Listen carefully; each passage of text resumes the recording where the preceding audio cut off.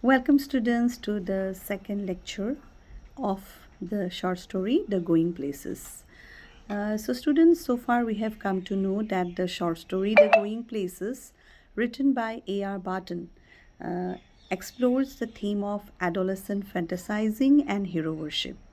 And the story centers around a protagonist named Sophie, who is a teenager who belongs to the working class society. She has a friend called Sophie Jancy, and in her family she has her parents, her elder brother Geoff, and her younger brother Derek. And so far we have come to know, students, that Sophie was a girl who loved to live in her dreams, in her imaginative world, and she had the habit of concocting wild and baseless stories. And she was fed up of her poverty. So in her dream world, she visualized a very sophisticated life, and in fact she had far-fetched dreams for her future. Her career options were really sophisticated, like she wanted to open a boutique, she wanted to be an actress or a fashion designer. And one day Sophie comes home and tells her elder brother Gio that she had met the famous Irish footballer Danny Casey very accidentally in the arcade while she was looking at the clothes in the shop called Royce's window. Now the reaction was such that Geoff believed Sophie's story, but the father did not believe at all. He was in fact very angry, and he even warned Sophie that one day she will fall into trouble because of her baseless stories. Now let us see what happens next. In this part, we'll come to know today, students, that Sophie's story was not yet completed. There are two parts in Sophie's story. First part is that she had accidentally met the famous Irish footballer Danny Casey, and there is another part to the story, and that she wants to share only with Geoff. She doesn't want her father to know about that, and she didn't tell anything about her meeting with Danny Casey even to her friend Jancy. Now, when it is already time of evening, she again goes to her brother's room and wants to tell the second part to him. Let's see what she tells. The table lamp cast an amber glow across her brother's bedroom wall and across the large poster of United's first team squad, and a row of colored photographs beneath, three of them of the young Irish prodigy Casey. So she went to her brother's bedroom. It was evening by the time, and there was a lamp which is kept on the table, and it was casting an amber glow. Amber is brownish yellow color. So on the wall of her brother's bedroom, there was the color of amber being reflected. Okay, across the large poster, and what was there on the wall of her brother's bedroom? There was a large poster of United. United is the name of the team in which Danny Casey played. Football team it was. Okay, club footballs are very popular in those European countries. United's first team squad, and United, it was the first team of United. Squad means the group of players. Row of colored photographs beneath, and below that there was a row of the colored photographs, three of them of the young Irish prodigy Casey, and three photographs themselves were none other than of the prodigy, means a highly talented person of a young age, Danny Casey. So this shows that Danny Casey was loved by Sophie's elder brother Geoff a lot. Geoff loved him a lot. Geoffে Danny Casey খুব ভাল পাইছিল, এখানে জিঅ'ফৰ bedroom ৱালত United টিমটোৰ ফুটবলাৰবিলাকৰ photo আছে, আৰু তিনিখন photograph অকল Denny কেজিৰে আছিলে. Okay, promise you will not tell no one, Sophie said. Sophie went to her brother. আগতেই promise খুৱাই লৈছে, promise কৰি লৈছে, please promise me that you are not going to tell anyone. Nothing to tell is there. So he's telling that, is there anything to tell? Promise, Geoff, dad would murder me. Please promise. If dad comes to know about it, he's going to murder me. Only if he thought it was true. Dad will not consider it to be true. What is it that you want to tell? Please, Geoff. Again, she is requesting him, urging him, please, Geoff, please don't tell father. I have something more to tell regarding the meeting of Danny Casey. That was what she wanted to share with him. Christ, Sophie, you are still at school. Casey must have strings of girls. So her brother Geoff, he understood his sister, so he knew in which direction the topic was going. So he initially, okay, beforehand itself, he told his sister that Sophie, Christ, Sophie, my God, Sophie, you are still at school, you are very small. KZ must have strings of girls. KZ is a celebrity. That too, he was very handsome, young, good looking.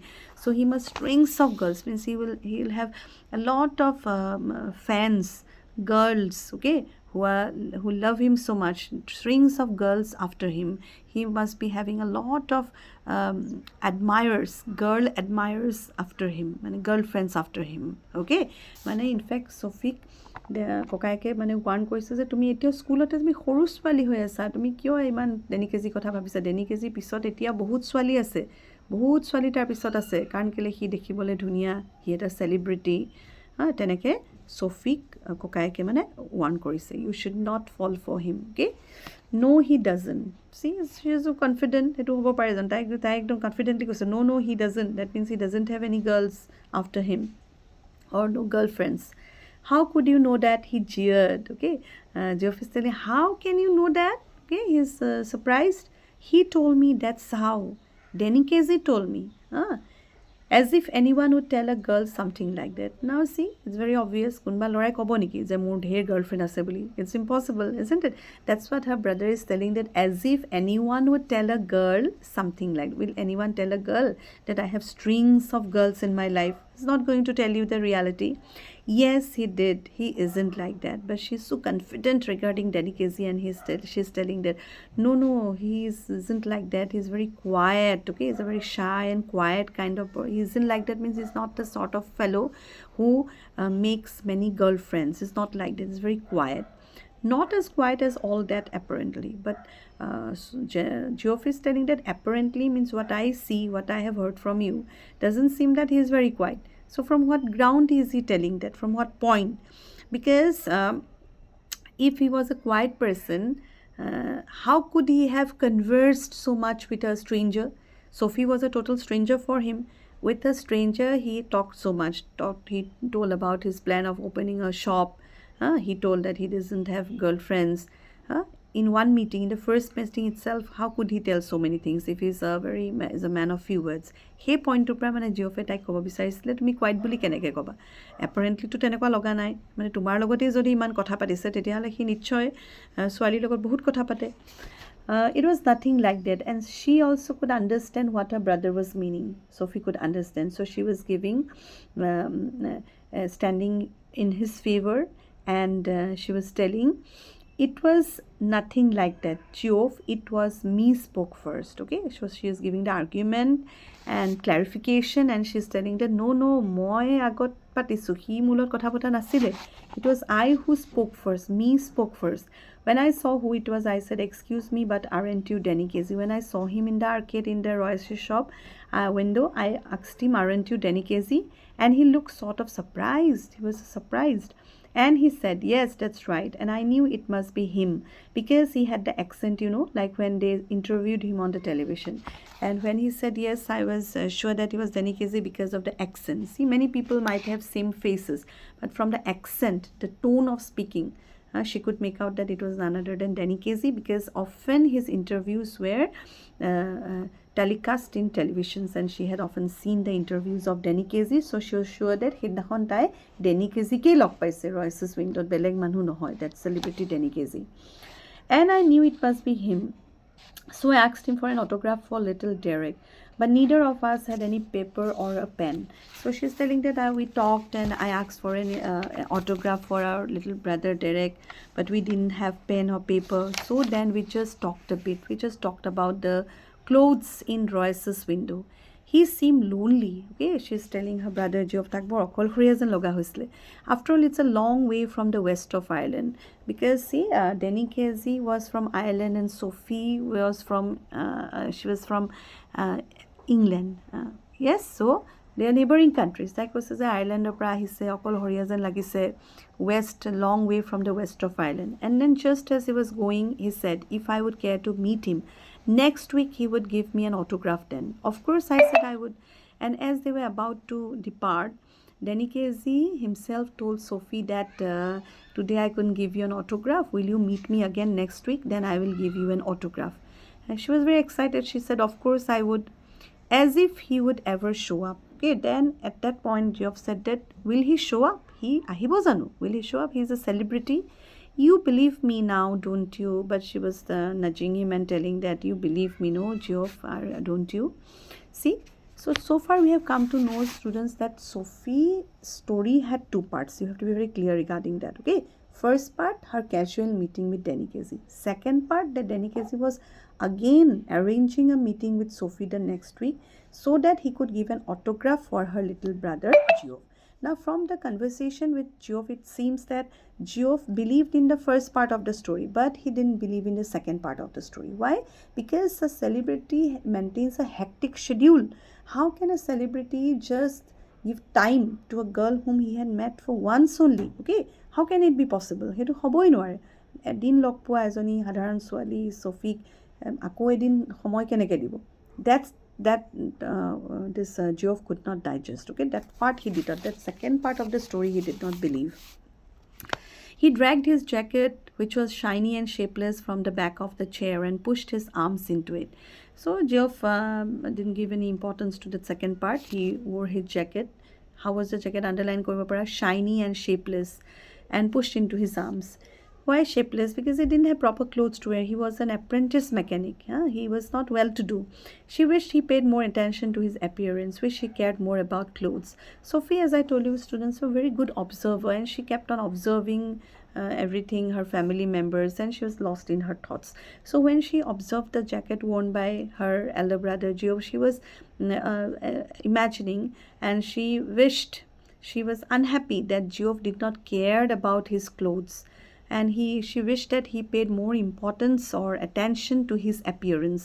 He was tall with a strong dark face, handsome, she thought. Okay, she thought that her brother was blessed with good looks, the good looks that the standards which a good look of a boy is judged. He was blessed with all those. He was tall, he was strong, he had a strong dark face, but he didn't have good clothes to wear. He was quite handsome. Sophie could make out that her brother was quite handsome, but she was sad that he could not wear, or he couldn't afford to wear good clothes in order to, you may say, augment his looks. Okay, see, generally good clothes enhance the appearances of people, but she was very sad that her brother could not afford to wear good clothes to enhance his appearance. Okay, she was feeling sad. Probably for all these reasons, she wanted to be happy, rich in her future. If she becomes rich, then immediately the standard of living of her family will go up, isn't it? Her mother will not have to do so much of household activities. She could give present good clothes to her brother Geoff. She wanted an escape from that drudgery, from that poverty-stricken environment, and she wanted to lead a sophisticated life where there will be no dearth of anything. Okay, no wants. Everything will be in sufficient quantity. Now, what did Geoff tell her? It's the unlikeliest thing I ever heard. Means, which unlikeliest? That a celebrity coming and giving an autograph voluntarily. I've never heard such a thing. At a celebrity making out time for a stranger, a very insignificant girl.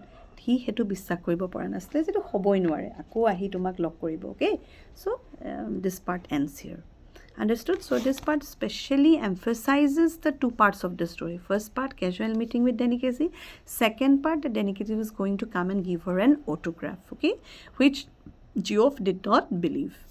Next, let us see. On Saturday, they made the weekly pilgrimage to watch United. Sophie and her father and little Derek went down near the goal. So Saturday, they made the weekly pilgrimage. They weekly used to go to watch football matches. And that was a kind of pilgrimage for them. Why? Because they were poor people. When you are poor, and sources of entertainments also become very restricted, because you need money to entertain your life, isn't it? So going to watch a football match was like a pilgrimage for them, like a holy journey. They were so excited.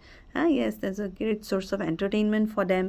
And they went to watch the Team United. Team United, I think all of you remember, where Danny Casey was a player. Sophie and her father and little Derek went down near the goal. Now, you see, that in a stadium, it's a kind of gallery. Okay, so Sophie, father, and her little brother Derek, they went near the goal. They down, okay. But Geoff went up. He went up the gallery with his mates, means with his friends higher up. He was a grown-up boy. He didn't sit with his family members. So from here we come to know that students, Sophie's mother was missing. I told you that women in working classes are victimized. They are exploited, and they have very little sources of entertainment, okay. Their lives are a saga of sufferings, you may say. Sophieৰ মাকৰ লাইফটো তেনেকুৱাই আছিলে, entertainment চলে পায়। এতিয়া football match চাবলৈ বাকীবোৰ গৈ Sophieৰ মাক ঘৰতে আছে। She had to do all the household chores, okay. United won 2-0 and KZ drove in the second goal. So that was a nail-biting event, exciting game. Ultimately the team United won, and the credit went to the player Denny KZ. 2-0 means the other team, the opposite team could not make any goal, but United made 2 goals, scored 2 goals, and the second goal was given by Denny Casey. A blend of innocence and Irish genius, describing Denny Casey. How was he? Was a blend, it was a mixture of innocence. He looked innocent, his face was so innocent, but he was genius, okay. Irish because he was from Ireland. Going around the 2 big defenders on the edge of the penalty area, where her father was screaming for him to pass and beating the hesitant goalkeeper from a dozen yards, okay. See, that second goal was the decisive goal, and in order to give that goal, he had to go round the 2 big defenders from the opposite teams, and on the edge of the penalty area, he was trying to make the goal. All were excited. Sophie's father was involved in the game. He was so excited that he was screaming. His father was screaming for Denny Casey to pass, okay, and beating the goalkeeper from a dozen yards, as if he was beating. See, and this is how people become involved in games. They feel as if they are playing themselves. They are in the field, okay. They are in the playground. So Sophie's father, although it's impossible for him to touch the goalkeeper, a dozen yards away from the goalkeeper he was, but still he seemed to be beating the goalkeeper. একে মাৰো যেন কৰিছে, goalkeeper যেনকৈ মাৰিবই, নিজেই যেন খেলিছে, ইমানেই involved হৈ গৈছিলে। Ultimately the goal was made. Sophie glowed with pride. Sophie was excited, proud. She felt proud that Denny Casey had given the goal. Why? Because his students, by now you can make out that for her, Denny Casey was her dream boy. Denny Casey was a boyfriend, in fact. She thought like that. Denny Casey did not think. That is why it is said that Denny Casey, Sophie lived in her dream world. She lived in a totally imaginative world, okay, which was away from her reality. Yes, and in her imaginative world, she thought that Denny Casey was her boyfriend, and she was glowing with pride. মানে proud feel কৰিছে যে Denny Casey গোলটো দিলে, তাৰ কাৰণে মেটচখন জিকিলে team United.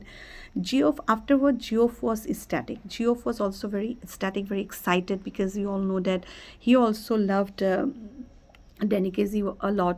He was also a good admirer of Denny Casey. That's why so many photographs of Denny Casey were put on his bedroom wall. I wish he was an Englishman, someone said on the bus. So after the game was over, they went home, and all of them went in by a bus. And in the bus, they were discussing only about the game. And someone told that, I wish he was an Englishman. Someone in the bus said that, I wish he was an Englishman. He means Denny Casey was an Englishman. Why? Because when the World Cup will be held, he will play for Ireland. He will not play for England. Now it's only club football. That's why there is a mixture of the players. Ireland will win the World Cup, little Derek told his mother when Sophie brought him home. Her father was gone to the pub to celebrate. So when they reached home, Derek narrated about the incidents in the playground to his mother.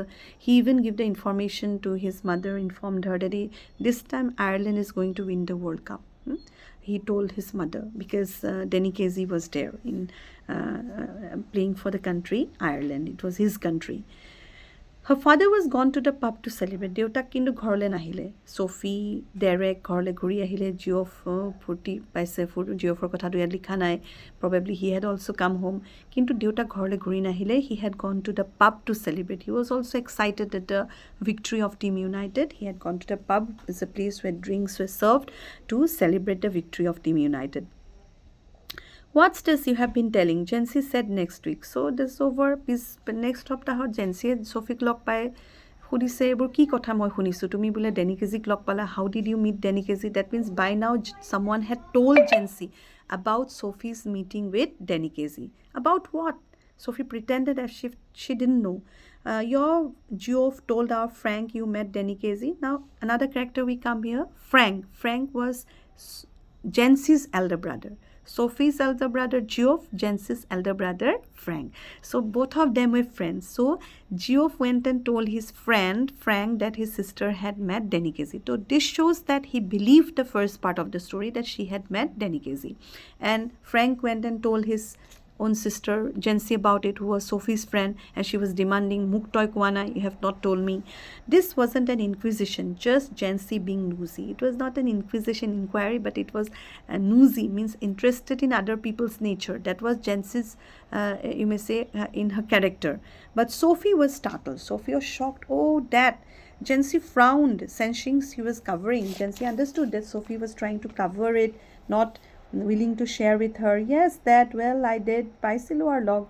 You never did. To me, nai po hene nokoba. You have not met. Jency exclaimed. Sophie glared at the ground. She looked at anger, at the ground with anger. Damn that Geoff. This was a Geoff thing, not a Jency thing. She was angry. Why did Geoff share this secret? Why did Geoff tell it to his friend Frank about it? Some things are secret, some things are sacred. Kisuman bostu manhe siblings or logot share kore, family members or logot share kore, friends or logot nokore. Because family members generally do not let you down. But friends, sometimes if they become angry or leave your side, they might let out your secrets. Etu eta bhoy thake. So Sophie monte bhabise etu Geoff thing, mane etu Geoffok koa kotha, ghoror manhok koa kotha, brotherok koa kotha. It's not a Jency thing. That's why she didn't tell Jency about it, okay? She didn't want to share this thing with Jency. She did not believe in her also. See, all friends are not like that, but she did not believe because of Jency's nature. It was meant to be something special just between them, something secret between brother and sister. It was not a Jency thing, kind of thing at all. Tell gawky Jency something like that, and the whole neighborhood would get to know it. So from here we come to know about Jency's nature. She was gawky, awkward, okay, very nosy, gossiping. If you tell something to her, she will go and let it out before the whole neighborhood. Soboke koi diye. Very gossiping kind of character Jency's was. Damn that Geoff was nothing secret. Like khong utse. Geoff kyo hetu kotha kobo lage nijor logor lor. Hetu tar ar mur major kotha. Something secret between siblings. Why did he go and tell his friend Frank about it? It's a secret meant to be. I'll keep a secret. Soph, you know that. Jency tried to give her the assurance, Sophie, don't be afraid, I will keep it as a secret. I wasn't going to tell anyone. There'll be a right old row. Row means a quarrel. If my dad gets to hear about it. She's trying to convince Jency by telling that sa hetu karne moi tomak koa naslu kole ghorot ekhon row hobo, kazia hobo, deutar khong uthibo. Jency blinked. A row? I have thought he would be chuffed as excited. Anything? Chuffed means excited. Why will there be a quarrel? I thought your father will be happy, excited to know that his daughter had met Denikezi. She realized then that Jency did not know about the date bit. You may underline, students, date bit, dating. Okay, second part. Date bit means the second part of the story. Meeting with Denikezi's second time was for Sophie was a date with Denikezi. Okay, so Sophie thought that she was going for a dating with Denikezi when is going to come and meet her again to give the autograph. So it was good that she could realize that her elder brother Geoff did not tell both the parts of the story to his friend Frank. He had only told about the first part, the meeting, and he didn't tell that Denikezi was again coming to meet his sister. Okay, he part to koa nai, hetu pa relax. Sophie relax feel koile, at least date part to koa nai. Okay, something good. Geoff had not told about that. She breathed more easily. So Geoff had not let her down after all. Geoff did not let his sister down. মানে ভনীয়েকৰ কথা ৰাখিলে নকলে হেতু part. He believed in her after all. After all, some things might be secret. Some things are sacred between family members. Etu সবকে কব নোৱাৰি. Okay? It was just the little thing really. তাই তেতিয়া মানে ফ্ৰী হৈ পেলাই যে second part to Jency নেজানে relaxed feel কৰি এতিয়া তাই কথাটো কৈছে easily. It was a little thing. I asked him for an autograph, but we hadn't any paper or pen, so it was no good. How much had Geoff said? আমি log পালো আর pano নাছিলে, paper নাছিলে, অটোগ্ৰাফো দিব নোৱাৰিলে সেইটো কাৰণে. Jesus, I wish I had been there. Jency is telling to, oh, I wish I had been there. Moi uta thoka hole. Of course, my dad did not want to believe it. You know what a misery he is. So Sophie was telling Jen, she said, Deotai বিশ্বাস কৰা নাছিলে, father didn't want to believe it. You know what a misery is. She did not appreciate her father. I told you before, students, the relation between Sophie and her father was not like the typical relationship of father-daughter, which is very close. Generally, daughters are very close to their fathers. They share their secrets. Where fathers are very protective. But there was a gap in the relationship between Sophie and her father. Okay, so she's telling Jancy that, see, my father didn't want to believe it. He's a misery. Okay. But the last thing I need is a queue of people around our house asking him, what's all this about Denikezi? He will murder me. And you know how my mom gets when there is a row? What I can do, Sophie Jency warn korile. Sophie told Jency, Jency, please don't let it out before everyone. If all the people comes to know, then there will be a queue of people coming to my house. Manhor line lagibo mur ghorle khudibole je tumi Denikezik bole log pala kenekwa dekhibole ki kotha. There will be a plethora of questions before me, and my father will become very angry, and then what will happen? He will murder me. And you know, when there is a quarrel, what happens to my mother? See, this is an indication showing that whenever there is a quarrel in these working class families, the woman is the sufferer. Sophie was very concerned about her mother, and she's telling that, see, when there will be a quarrel, if there is a quarrel, my mother is always the sufferer. So please don't tell people about this meeting anymore, okay? I don't want people coming to my house. Jancy said, hushed, silent, quiet. You can trust me, Soph, you know that. You can trust me, you can believe in me. I'm not going to tell this to anyone. Clear? So here comes another part of the story comes to an end, and we are left with the third part of the story. The last part will be my third lecture. Okay, students, so far we have to come to know that Sophie was, the whole story centers around Sophie's imaginative mind, okay, her character, her personality, which you may say it is a transition from the reality to her dream world. She keeps on moving. She's always in transition from the real world to the imaginative world. Her real world was poor. Her real world was filled with drudgery, but her imaginative world was something very sophisticated, okay? And that's why probably she loved to live in an imaginative world where she used to concoct wild stories, okay? And she hopes of becoming rich one day, opening a boutique, being a fashion designer or an actress. And she also thought Denikezi to be her boyfriend. She didn't give importance to any of her classmates or the boys of her society, but she always used to think higher. Okay, sophistication was there in her dreams. As for her career options, she thought very sophisticated things for her future. Similarly, regarding her boyfriend also, she did not consider the boys of her class, but she was considering Denikezi to be her boyfriend, who was a celebrity at that time. From Ireland, he was a famous footballer. Okay, so this shows that Sophie always lived ahead. Okay, she was always dreaming of an elevated position in her life. Probably she was frustrated. She was depressed with her present life. Understood?